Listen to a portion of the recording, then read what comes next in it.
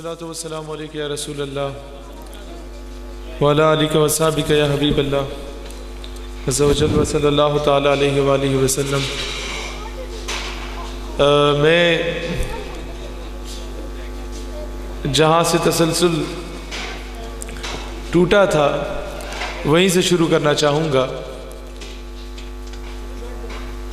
عقل ہے تیری سپر عشق ہے شمشیر تیری، میرے درویش خلافت ہے جہانگیر تیری، ماں سوا اللہ کے لیے آگ ہے تکبیر تیری، تو مسلمان ہو تو تدبیر ہے تقدیر تیری، کی محمد سے وفا تو نے تو ہم تیرے ہیں، یہ جہاں چیز ہے کیا لوح و قلم تیرے ہیں۔ میں جب اسکول میں تھا تقریباً ہر محفل میں یا ہر پروگرام میں ہماری اس قوم کو حضور کی نسبت سے اقبال کا ایک ہی شعر آتا تھا، تو کالج میں گیا تب بھی یہی سنا، یونیورسٹی میں گیا تب بھی یہی سنا۔ میں نے کہا یہ بچپن سے سنتا آ رہا ہوں، اس کا مطلب کیا ہے؟ اس شعر کی کوئی امپورٹنس ہوگی جو جس بندے کو اور کچھ بھی نہ آتا ہو یہ شعر لازمی آتا ہے یا اس نے سنا ہوتا ہے؟ تو میں نے سمجھنے کی کوشش کی۔ اکثر ایسے اشعار ہوتے ہیں ہم عشق میں تو وہ بول دیتے ہیں لیکن اس کی سمجھ ہمیں نہیں آتی۔ میں نے اقبال سے شکوہ کیا، میں نے اقبال اللہ سے تو آپ شکوہ کر بیٹھے، میں آپ سے دریافت کرتا ہوں کہ اس کا مطلب کیا ہے؟ یہ تو سمجھ آ گئی ہے کہ کی محمد سے وفا تو نے تو ہم تیرے ہیں، اللہ کہتا ہے کہ تم میرے حبیب سے وفا کرو گے تو میں تمہارا، لیکن یہ چیز میری سمجھ سے بالا تر ہے کہ یہ جہاں چیز ہے کیا لوح و قلم تیرے ہیں، کہ سب کچھ تمہارا ہو گیا A to Z، بس ایک عمل سے سب کچھ تمہارا ہو گیا۔ یہ کیسے پاسبل ہے؟ یہ کیسے ممکن ہے؟ تو میں نے اپنی زندگی کے جب 22 سال گزارے تب تک یہ تلاش کرتا رہا اس کا مطلب۔ پھر اس کے بعد آج سے 3 سال پہلے جب میں نے ایک 8000 کمانے والے ایلیٹ فورس کے سپاہی کی پھانسی کے بعد اس کے جنازے کا منظر دیکھا تو سمجھ آ گئی یہ جہاں چیز ہے کیا لوح و قلم تیرے ہیں۔ شرط یہ ہے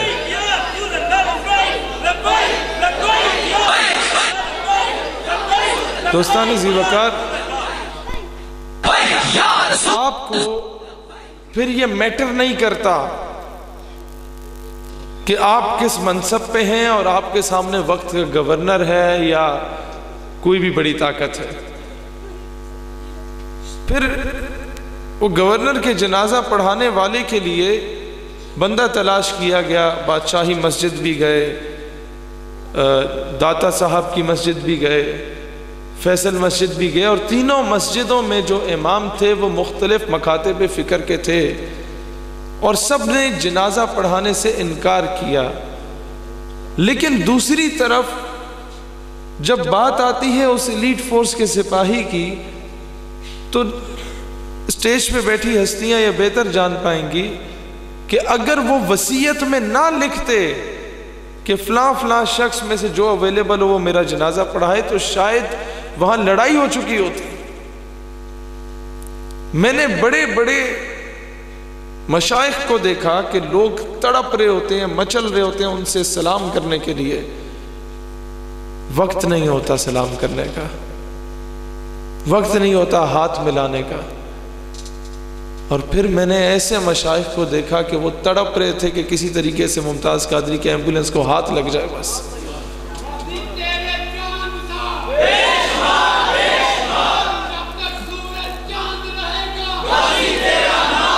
یہ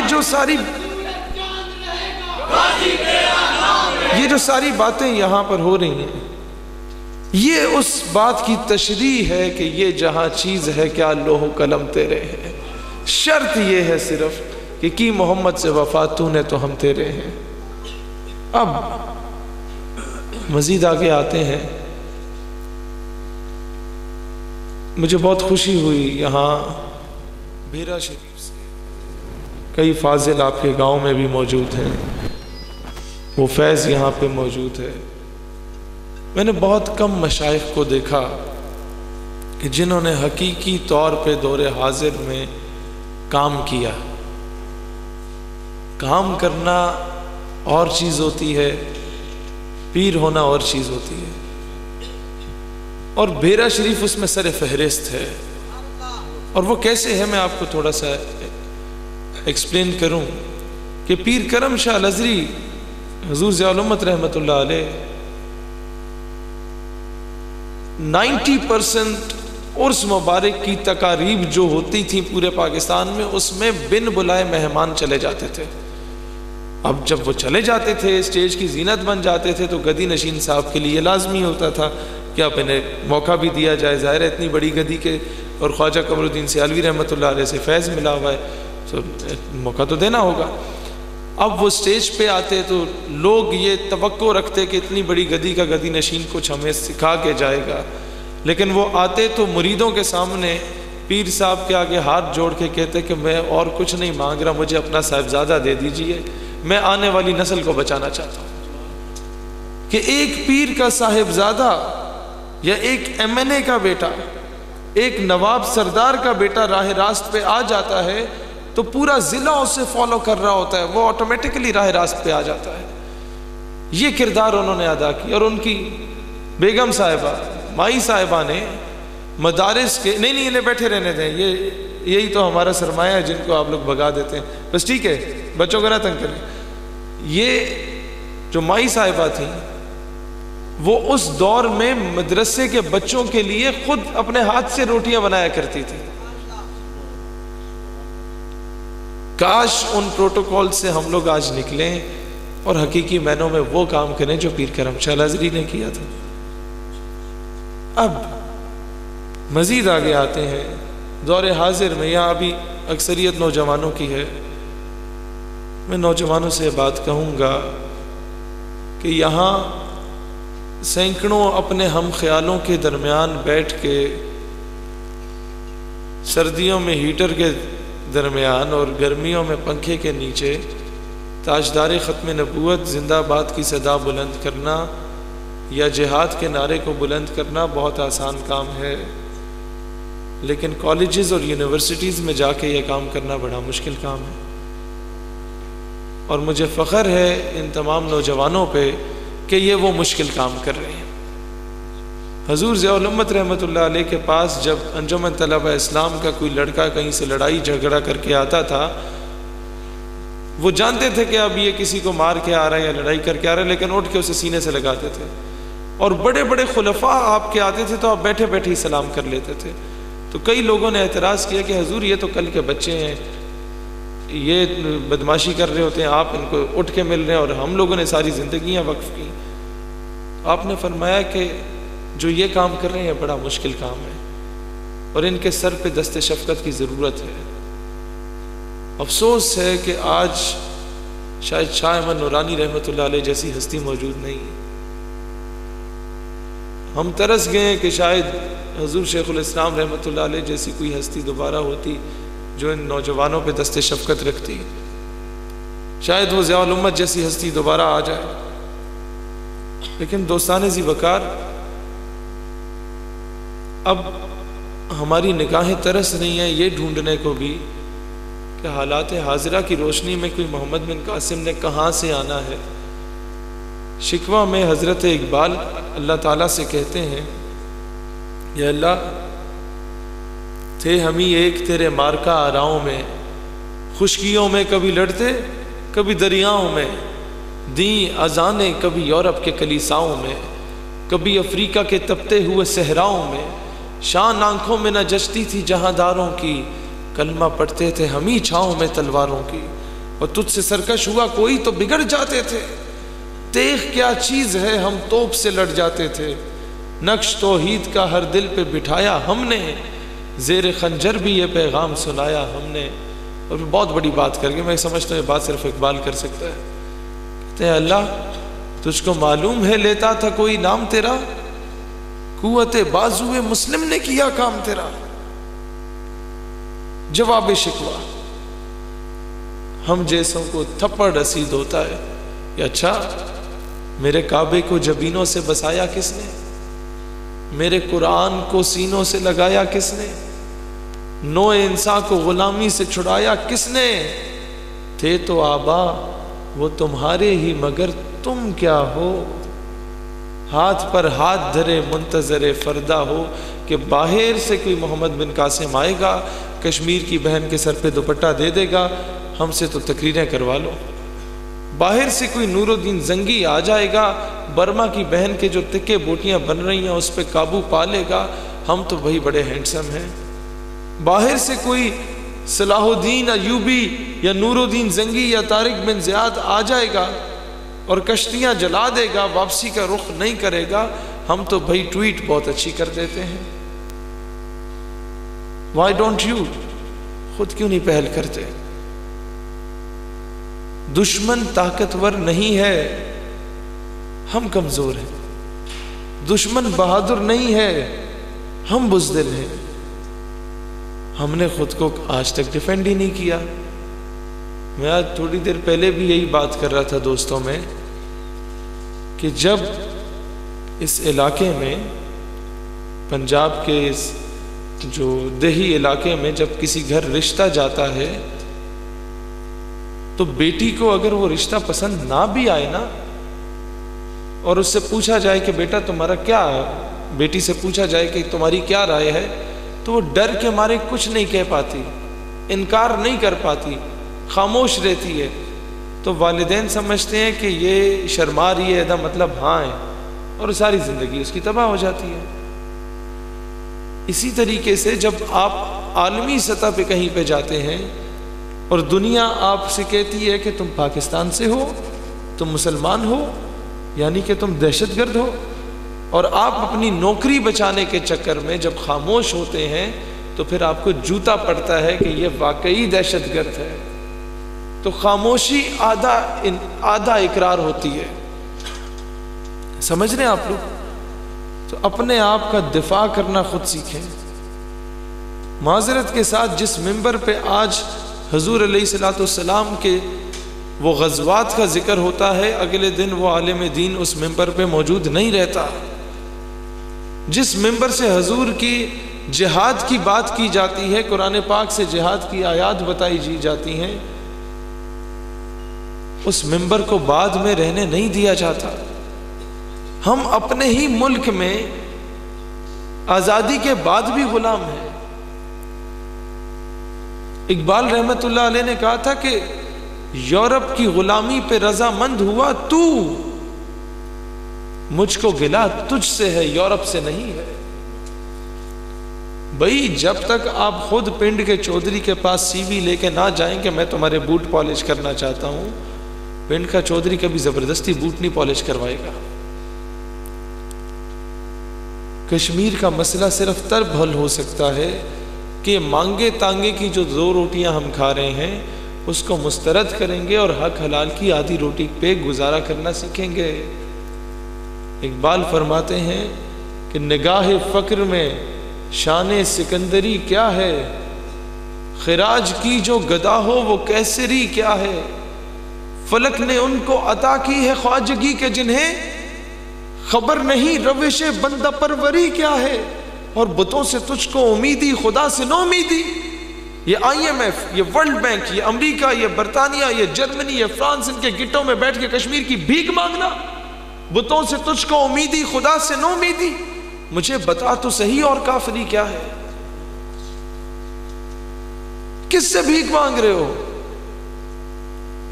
پنڈ کا چودھری اگر آپ کی بیٹی اٹھا کے لے جاتا ہے اور دوسرے پنڈ کا چودھری آ کے آپ کے گھر کے کمرے پہ قبضہ کر لیتا ہے، اور آپ اپنے پنڈ کے چودھری کے پاس جاتے ہیں کہ چودھری صاحب اسی توڑے نوکر ہاں، توڑے پترا دے بھی نوکر ہاں، اے جرا کمرے تے جڑا قبضہ کیتا ہوئے اے تے چھڑا دیو، تو پنڈ والے آپ کو بغیرت کہیں گے نا، جناب وہ تمہاری بیٹی اٹھا کے لے کے گیا تو مجھ سے کہہ رہا میرا کمرے کا قبضہ چھڑوا دو۔ تو میں یہی بات کہنا چاہوں گا کہ خان صاحب، جو امریکہ عافیہ صدیقی کو اٹھا کے لے کے گیا اس سے کشمیر مانگو گے تو دنیا ہمیں بغیرت کہے گی۔ ہماری جنگ ہے، ہم نے خود لڑنی ہے۔ میرے گھر پہ قبضہ ہے، محلے نے آ کے نہیں چھڑا کے دینا جب تک میں خود قابض کا گریبان نہیں پکڑوں گا۔ اور کس دنیا میں ہم رہ رہے ہیں، کس کو امپریس کرنے کی کوشش کر رہے ہیں؟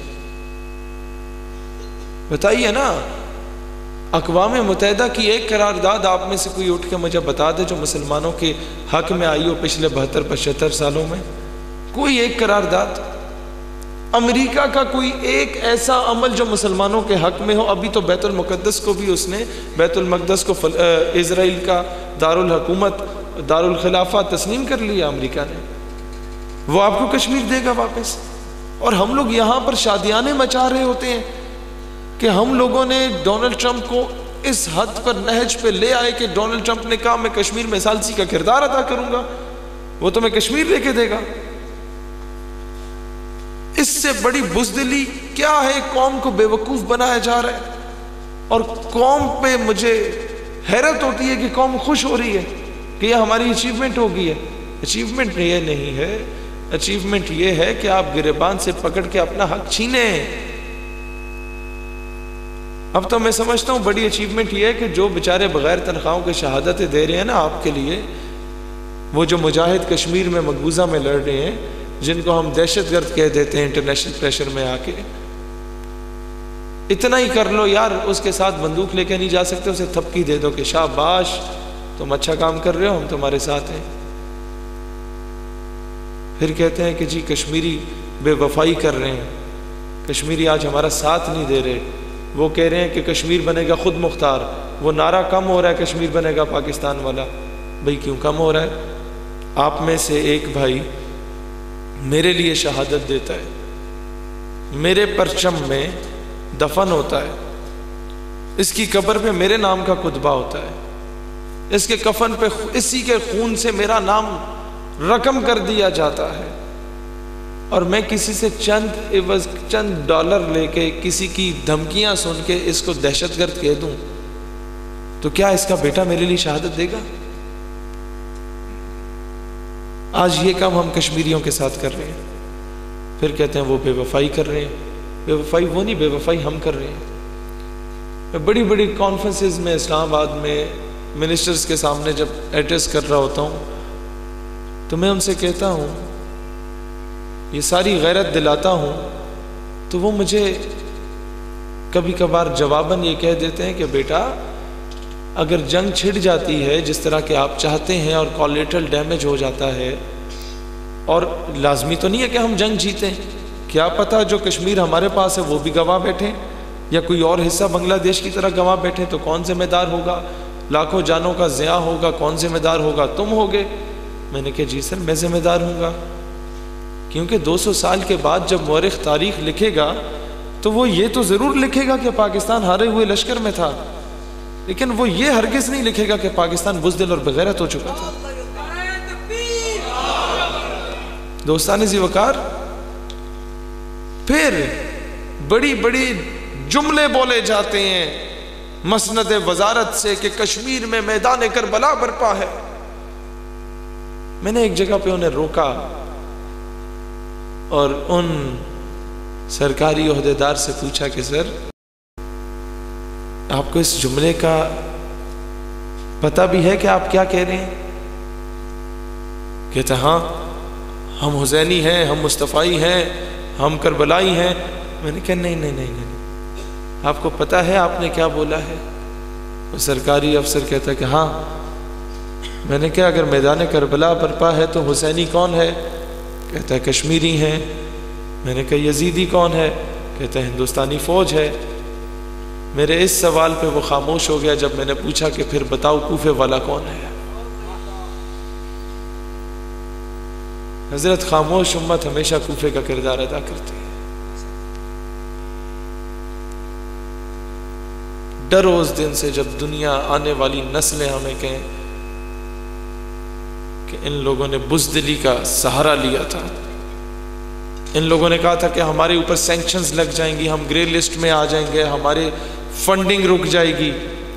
بھائی جان جب محمود غزنوی جا کے سومناتھ کے بت پہ 17واں حملہ کرنے لگا تھا تو پورے بر صغیر کے سونے ہیرے جواہرات لا کے اس کے قدموں میں رکھ دیے تھے، اور کہا تھا یہ سونے ہیرے جواہرات لے لو، لیکن اس بت کو کچھ نہ کہو، کھانے کو تم مسلمانوں کے پاس کچھ نہیں ہے، پہننے کو اچھا کپڑا نہیں ہے۔ غزنوی جواب دیتا ہے کہ آج اگر میں یہ سونے ہیرے جواہرات تسلیم کرتا ہوں اور اس بت کو بخش دیتا ہوں تو آنے والی نسلیں مجھے محمود بت فروش کے نام سے جانیں گی، بت شکن کے نام سے نہیں جانیں گے۔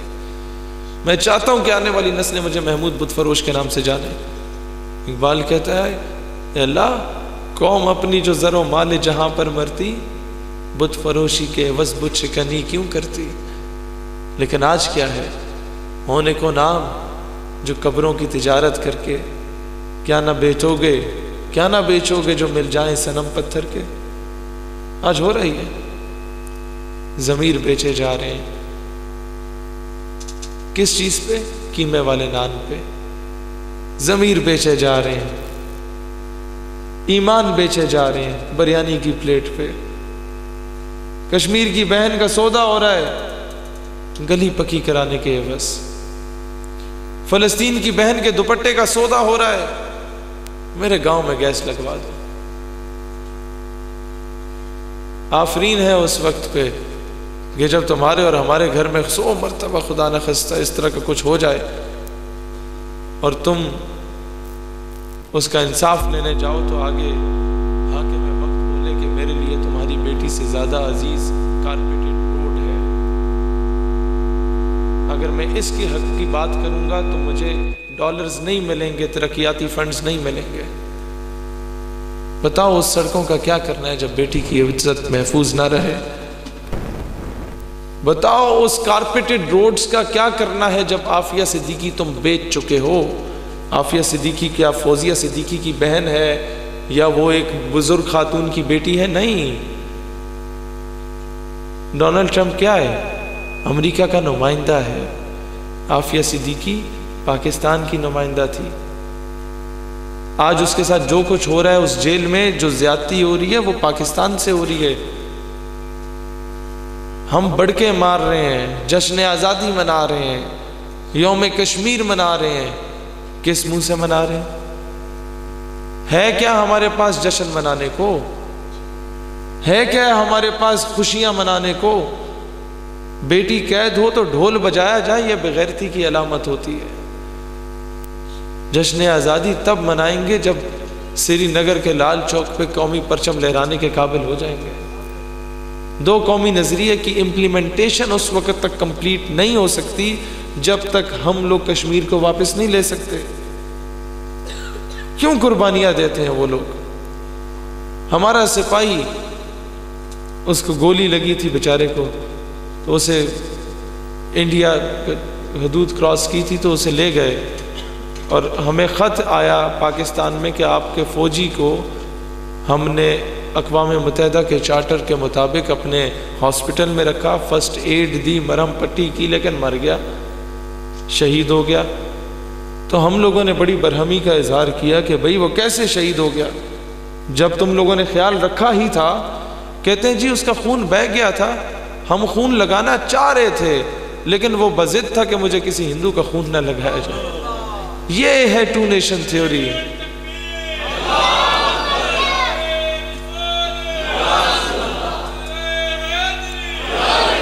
کون سا فوجی ہے مجھے بتا دو جو 20,000 کے پیچھے جا کے شہادت دیتا ہے؟ بھئی وہ نعرہ تکبیر کے پیچھے دیتا ہے شہادت۔ وہ نعرہ تکبیر یا وہ اللہ ہو کی روح نکال دو SSG کے اندر سے تو کوئی نہیں جانے کو تیار ہوگا اس سیاچن میں۔ ہندو اپنے فوجیوں کو شراب کا نشہ کرا کے بھیج دیں کہ انہیں سمجھ نہ آئے کہ ہم جا کہاں پہ رہے ہیں، وہ جتنے بڑے دیش بھگت کیوں نہ ہو۔ ہمارا کوئی بندہ یہ تنخواہ کے پیچھے جا کے شہادت کوئی نہیں دیتا۔ میں دوں نا 20,000 روپے کے روزانہ، یا اتنی ٹھنڈ میں صرف ادھر اپنے گاؤں کے چوک میں کھڑے ہوا کرو، کون کھڑا ہونے کو تیار ہوگا؟ وہ بارڈر پہ کھڑا ہے just for the sake of نعرہ تکبیر، یعنی کہ وہ نظریے کی بنیاد پہ جنگ لڑ رہا ہے۔ تو پھر آپ پاکستان کو سیکولر اسٹیٹ بنانے کی بات کیوں کر رہے ہیں؟ آپ پاکستان کو کیوں کہہ رہے ہیں جی یہ مذہبی انتہا پسندی کی طرف جا رہا ہے؟ بھائی مذہبی انتشار پسندی کس چیز کو آپ کہتے ہیں؟ کہتے ہیں وہ پریشر گروپس ہیں جو ایک عورت کے پیچھے پورا ملک بند کر دیتے ہیں۔ میں نے کہا اچھا، اور؟ کہتے ہیں مذہبی انتہا پسند وہ لوگ ہیں جو ایک مووی کے پیچھے پورے ملک میں دھرنوں کا اعلان کر دیتے ہیں۔ میں نے کہا اور؟ کہتا ہے پریشر گروپ وہ ہیں جو ذرا سا رد و بدل ہو جاتا ہے تو ملک بند کرنے کی بات کرتے ہیں۔ میں نے کہا وہ کیوں کرتے ہیں؟ آج تک پاکستان میں آرٹیکل نمبر 295C کو امپلیمنٹ نہیں کیا گیا، ایک بھی گستاخ رسول کو 295C کے تحت پھانسی کے پھندے پہ نہیں لٹکایا گیا، تو عوام میں وہ متشدد تو ہوگی۔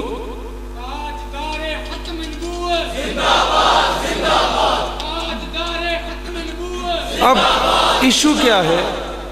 ایشو یہ ہے کہ آپ کے فیصل آباد میں چور آتے تھے نا، ڈاکو آتے تھے، چوری بھی کرتے تھے ساتھ قتل بھی کر جاتے تھے۔ تو ایک بار وہ آئے تو لوگوں نے اسے گرفتار کر لیا، چوروں کو پکڑ لیا، ڈاکوؤں کو، اور پولیس کے حوالے کر لیا۔ اور 2 مہینے بعد وہ پھر اٹھ کے تشریف لے آئے، انہوں نے پھر اسے پکڑ لیا اور پولیس کے حوالے کیا، اور 2-2.5 مہینے بعد انہوں نے پھر دے دلا کے رہا ہو کے آ گئے۔ لوگوں نے پکڑا نا تو اسے مار مار کے حلال کر دیا۔ اب مجھے بتائیں کہ قصور ان لوگوں کا ہے جنہوں نے قانون ہاتھ میں لیا ہے؟ قصور جب قانون عمل نہیں کرتا تو علم الدین یا ممتاز قادری کو جنم لینا پڑتا ہے، وہ مجبور ہوتے ہیں۔ جب سلمان تاثیر کے خلاف ایک بھی FIR نہیں کاٹی گئی، لوگ جاتے تھے اور ان کو نہیں انٹرٹین کیا جاتا تھا، تو کسی نہ کسی حضور کے غلام کو تو اٹھنا تھا۔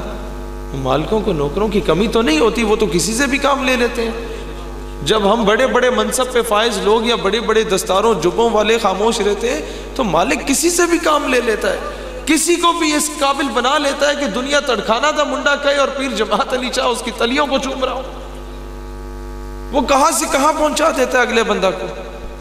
اب آتے ہیں سلوشن اورینٹڈ بات کی طرف۔ افغانستان میں سننے میں آتا ہے کہ اس کا کوئی بادشاہ تھا، تو وہ اپنی گلی سے جانا چاہتا تھا بازار کی طرف، بھیس بدل کے ٹانگے پہ بیٹھ کے جانا چاہتا تھا۔ وہ جو کرایہ تھا وہاں بازار تک کا وہ 5 روپے تھا۔ اس نے جناب ٹانگے والے سے کہا کہ میں جانا چاہتا ہوں، کتنے پیسے لوگے؟ وہ کہتا ہے کتنے دو گے؟ اس نے کہا 5 روپے۔ کہتے اور اوپر جا، کہتے ہیں 10 روپے، کہتے اور اوپر جا، کہتے 15 روپے، تو اور اوپر جا، کہتا 20 روپے دوں گا، کہتا مار تالی۔ وہ تالی ماری بیٹھ گیا ٹانگے پہ۔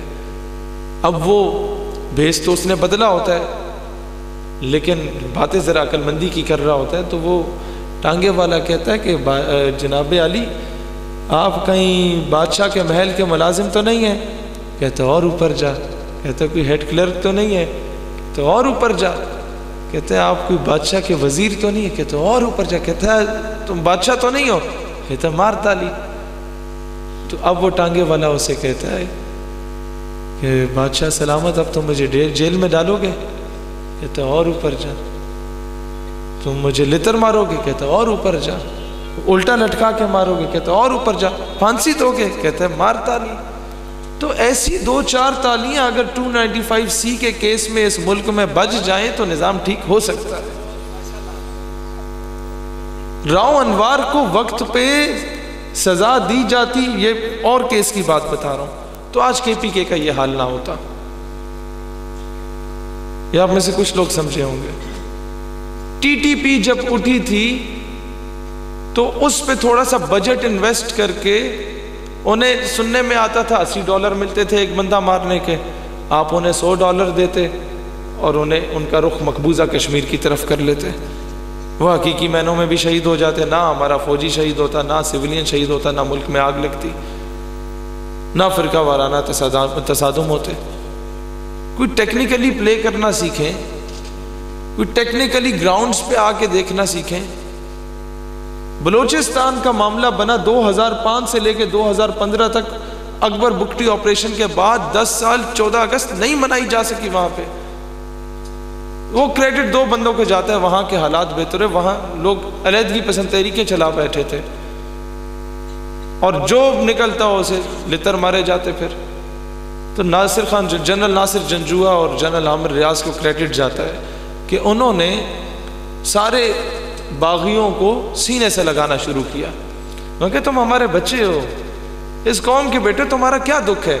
وہ کہتے ہیں ہمیں کھانے کو 2 وقت کی روٹی نہیں ملتی, اب ہمیں 2 وقت کی روٹی چاہیے, چاہے را سے ملے یا ISI سے ملے. وہ کہتے ہیں نا, بھوکے سے پوچھا 2 جمع 2 کیا ہوتا ہے, تو کہتے ہیں 4 روٹیاں ہوتی ہیں. تو اسی طریقے سے انہوں نے جو 5 لاکھ روپے دیے چھوٹے آتنکوادی کو, وہ قومی دھارے میں آ گیا. 10 لاکھ دیے دوسرے کو کہ پرچون کی دکان ڈالو, کوئی اپنا کاروبار کرو, بچوں کو پڑھاؤ, وہ آ گیا. بلوچستان کے حالات بالکل ٹھیک ہو گئے. اگر ایسے ہی ملک کا نظام سنبھالا جاتا, مسئلہ یہ ہے کہ ہم نے جہاں پر ڈنڈا چلانا ہوتا ہے, کلبھوشن یادو کے معاملے میں, ابھینندن کے معاملے میں, ریمن ڈیوس یا کرنل جوزف کے معاملے میں, وہاں ہم لوگ مذاکرات کراتے ہیں. اور جہاں مذاکرات کرنے ہوتے ہیں اپنے ہی شہریوں کے ساتھ, وہاں ہم ڈنڈا چلاتے ہیں. پھر ہم کہتے ہیں جی یہ مکتب فکر تو ہمارا سب سے بڑا حامی تھا, اب یہ متنفر ہو گیا.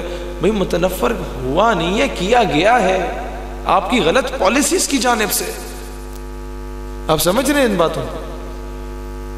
بھئی آپ قوم کو اعتماد ملے تھے وزیر اعظم صاحب کہ جناب مجھ پہ انٹرنیشنل پریشر ہے, پاکستان کو گرے لسٹ میں ڈالا جا رہا ہے اور سینکشنز لگائی جا رہی ہیں, فلاں فلاں ہو رہا ہے, آپ بتائیں گھاس کھانے کو تیار ہیں؟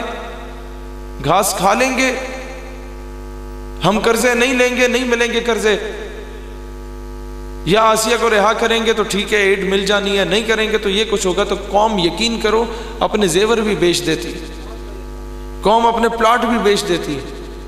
لیکن جب یہ نہیں کیا آپ نے اور خود کو مستحکم کرنے کی کوشش کی کہ شاید اسے باہر بھیجنے سے ملک مستحکم ہوگا, تو وہی ڈالر جو 100 کے ایڑے گیڑے تھا وہ 150 کراس کر گیا. وہی ڈیزل جو 70-80 کا تھا وہ 130 پہ پہنچ چکا. وہی ٹماٹر وہ پتہ نہیں کتنے پہ پہنچ گئے. آٹے کی ابھی وہ بحران کی باتیں چل رہی ہیں. تو اللہ کی لاٹھی بے آواز ہے. چائنا میں یوہار میں 2 ملین مسلمز کو جو ہے وہ ڈیٹینشن کیمپس میں رکھا گیا, یعنی 20 لاکھ مسلمانوں کو گھروں میں قید کیے رکھا, بڑے بڑے ہالز میں قید کیے رکھا کہ بھئی ان کو ہم لادین بنائیں گے, ان کو مذہب کی پریکٹس کرنے کی اجازت نہیں ہے, نماز روزے کی اجازت نہیں ہے, کہیں یہ پھیل جائیں تو ہمارا نقصان نہ ہو جائے. یہ چائنا نے کیا اندرون خانہ, وہ بات نکلنے نہیں دی باہر. اب اللہ کی لاٹھی تو بے آواز ہے. اب کرونا وائرس آیا تو پورے کا پورا چائنا جو ہے وہ نظر بند ہو گیا, نہ وہ کسی ملک میں جا سکتے ہیں, وہ لوگ انہیں واپس بھیج دیتے ہیں کہ چلو شاباش باہر.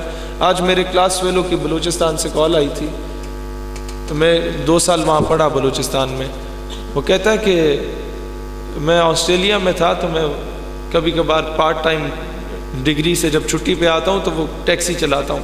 تو کہتا ہے ایک چینی عورت آئی, اس نے میری رائڈ بک کرائی, وہ اوبر وغیرہ کی ایپس وہاں بھی چلتی ہیں. تو کہتے ہیں جب میں نے دیکھا چینی عورت ہے, میں نے کہا چلو چلو چلو, میں نے کوئی نہیں بٹھانا تمہیں. میں نے دیکھا دیکھو اللہ نے جب ذلت دینی ہوتی ہے نا تو پھر یہ حال بھی آتا ہے. ایسی قوموں پہ جو کہ اب سپر پاور کی گیم میں تھی, امریکہ کے بعد چائنا سپر پاور بننے کے خواب دیکھ رہا تھا, لیکن کیا ذرا سا مسلمانوں کو تکلیف دینے کی کوشش کی, اللہ تعالیٰ نے فوراً اپنی پکڑ میں لے لیا. دوستان ذی وقار, اسی لیے میں کہنا چاہوں گا کہ آج لے ان کی پناہ, آج مدد مانگ ان سے, پھر نہ مانیں گے قیامت میں اگر مان گیا. اور انہیں جانا انہیں مانا, نہ رکھا غیر سے کام, للہ الحمد میں دنیا سے مسلمان گیا. میں آج بڑا سوچ رہا تھا کوئی جذباتی انقلابی باتیں کرتا, لیکن ایسی ہستیوں میں جب بیٹھا ہوں, اللہ شاہ جی آپ کا سایہ, آپ کے بزرگوں کا سایہ ہم پہ سلامت رکھے, علماء بیٹھے ہیں, تو میں نے کہا ذرا تربیتی گفتگو بھی کریں, کیونکہ آج ہمارا محافل کا انداز ہی بالکل بدل چکا ہے. ہم سمجھتے ہیں کہ جب تک 6-7 نعرے نہیں لگیں گے, عوام ہاتھوں کو اٹھا کے لہرائے گی نہیں, تو شاید محفل کامیاب نہیں ہے. لیکن وہ سیکھ کے کیا جاتے ہیں. صبح اٹھتی ہیں تو لوگ کہتے ہیں جی کی ہوئے, او جی مولوی صاحب بہت سونی تقریر کی تھی, کی آخیا وہ ہے تو نہیں پتہ نہیں وہ فلانے نو رگڑا لا رہے سن.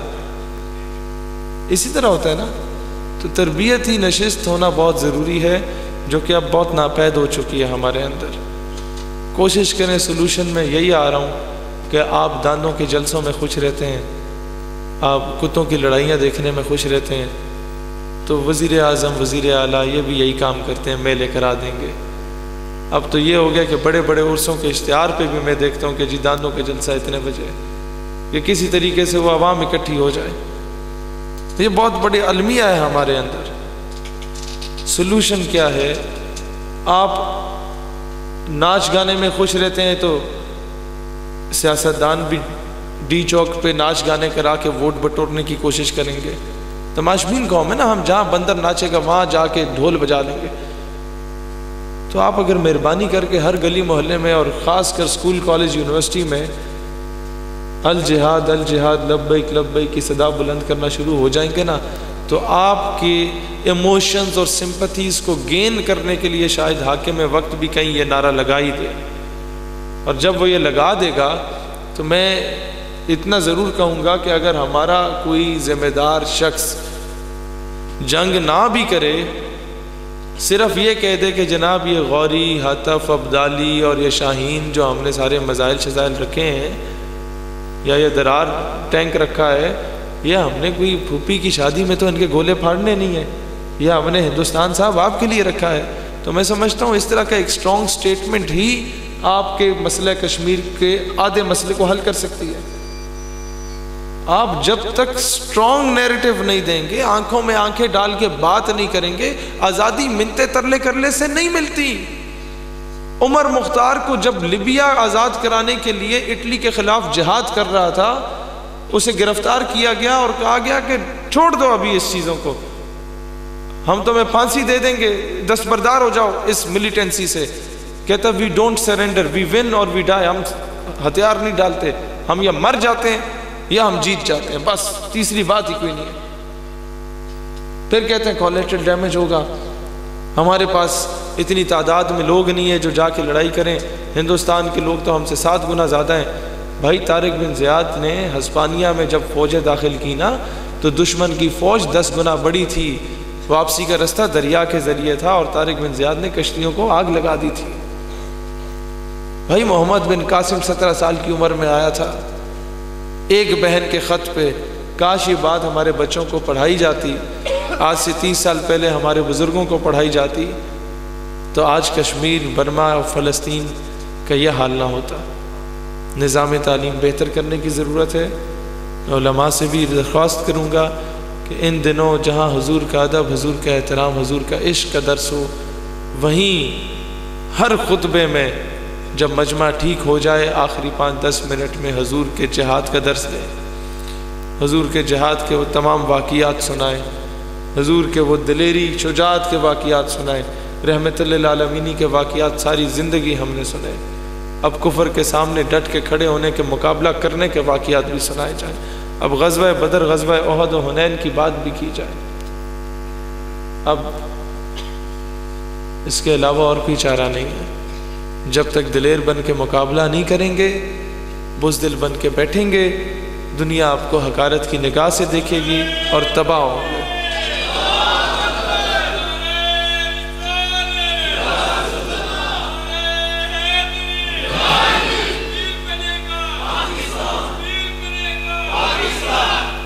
ہندوستان ذی وقار, اسی پہ میں اجازت چاہوں گا کہ آپ لوگوں کو بہت بور کیا. اللہ تعالیٰ اسلام اور پاکستان کا حامی و ناصر ہو, آمین. پاکستان ہمیشہ زندہ باد.